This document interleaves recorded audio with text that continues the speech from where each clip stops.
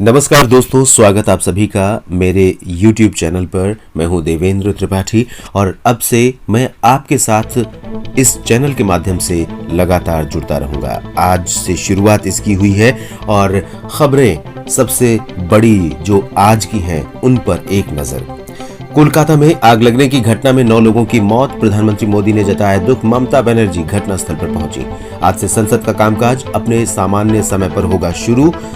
लगातार 10 दिन से नहीं बदले पेट्रोल डीजल के दाम, फिर भी रिकॉर्ड स्तर पर कीमतें। उत्तराखंड में नेतृत्व परिवर्तन की अटकलों के बीच सीएम रावत ने बीजेपी के केंद्रीय नेताओं से की मुलाकात। मुंबई विस्फोट मामले में एक दोषी की बीमारी से मौत। मुंबई स्कॉर्पियो मामले की जांच एनआईए करेगी, उद्धव ने कहा महाराष्ट्र को बदनाम करने की साजिश। दिल्ली से अच्छी खबर, कोरोना वैक्सीनेशन का दिल्ली में बना रिकॉर्ड, एक दिन में सबसे ज्यादा लोगों का हुआ टीकाकरण। और अब इन्हीं खबरों को विस्तार से जानते हैं। कोलकाता के स्ट्रैंड रोड पर स्थित एक बिल्डिंग में सोमवार की शाम को भयंकर आग लगने की घटना हुई। मरने वालों में कई दमकल कर्मी और एक पुलिसकर्मी शामिल है। प्रधानमंत्री नरेंद्र मोदी ने अपने एक ट्वीट में इस त्रासदी पर गहरा दुख प्रकट किया। मुख्यमंत्री ममता बनर्जी घटनास्थल पर पहुंची और हालात का जायजा लिया। संसद का कामकाज आज से अपने सामान्य समय पर होगा, जैसे कोरोना से पहले हुआ करता था।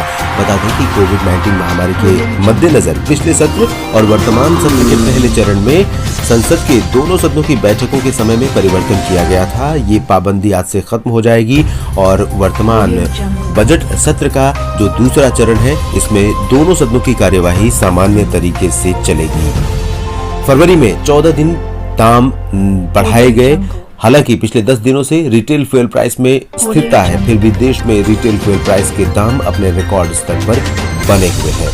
उधर उत्तराखंड के मुख्यमंत्री त्रिवेंद्र सिंह रावत ने सोमवार को भाजपा के केंद्रीय नेताओं से मुलाकात की। ये मुलाकात ऐसे समय में हुई है जब ऐसी अटकलें थीं कि पार्टी में राजनीतिक बदलाव पर विचार चल रहा है। ऐसी जानकारी मिली है कि 2 केंद्रीय नेताओं भाजपा उपाध्यक्ष रमन सिंह और पार्टी महासचिव दुष्यंत सिंह गौतम ने राज्य के दौरे से वापस आने के बाद पार्टी अध्यक्ष जेपी नड्डा को अपनी रिपोर्ट सौंप दी है, जहां वे राज्य के भाजपा कोर समूह के सदस्यों से बात करने पहुंचे थे।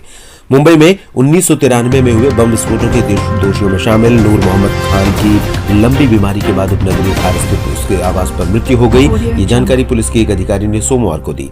अधिकारी ने बताया कि विस्फोटों के मुख्य षड्यंत्रकर्ता टाइगर मेमन के नजदीकी सहयोगी खान की रविवार को मृत्यु हुई। उसे सोमवार को सांता क्रूज कब्रिस्तान में दफनाया गया। उद्योगपति मुकेश अंबानी के घर के करीब स्कॉर्पियो गाड़ी में मिले विस्फोटक पदार्थ के मामले की जांच अब राष्ट्रीय जांच एजेंसी यानी एनआईए को सौंप दी गई है। इसके बाद मुख्यमंत्री उद्धव ठाकरे ने विपक्ष पर महाराष्ट्र को बदनाम करने के आरोप लगाए हैं। 25 फरवरी को मुकेश अंबानी के घर के पास स्कॉर्पियो गाड़ी में मिले विस्फोटक पदार्थ के मामले की जांच केंद्रीय गृह मंत्रालय ने अब एनआईए को सौंप दी है।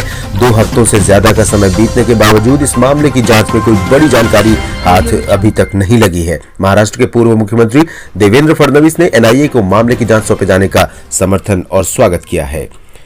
भारत के कुछ राज्यों में कोरोना वायरस के मामले लगातार बढ़ रहे हैं। केंद्र समेत कई राज्यों की सरकारों ने टीकाकरण अभियान पर अब खासा जोर दिया है। राष्ट्रीय राजधानी दिल्ली में सोमवार को एक दिन में अब तक का सबसे ज्यादा टीकाकरण हुआ। सोमवार को सभी वैक्सीनेशन सेंटर पर 35,738 लोगों को टीके लगाए गए और इस दिन 28,422 लोग ऐसे थे जिन्हें टीके की पहली खुराक दी गई। अब उम्मीद है कि देश के सभी राज्यों में टीके का जो अभियान है, टीकाकरण का अभियान है, वो और तेज पकड़ेगा और कोविड से एहतियात के साथ साथ टीकाकरण का ये जो प्रयास है, इसके चलते हम कोविड-19 महामारी को पूरी तरह से देश से खत्म करने में कामयाब होंगे। धन्यवाद इस खबर से जुड़ी बुलेटिन में, और आगे भी हम आपके साथ इसी तरह से जुड़ते रहेंगे, बातें करते रहेंगे और बहुत कुछ होगा इस चैनल पर। आप लगातार बने रहिए हमारे साथ और हमारा समर्थन कीजिए, अपनी प्रतिक्रियाएं दीजिए। और अभी तक अगर आपने हमारे चैनल को सब्सक्राइब नहीं किया है तो सब्सक्राइब कीजिए और साथ ही साथ नोटिफिकेशन बेल पर भी क्लिक कीजिए ताकि आपको जब भी मैं कोई खबरें अपडेट करूं तो आप तक उसकी जानकारी पहुंच जाए। Thank you.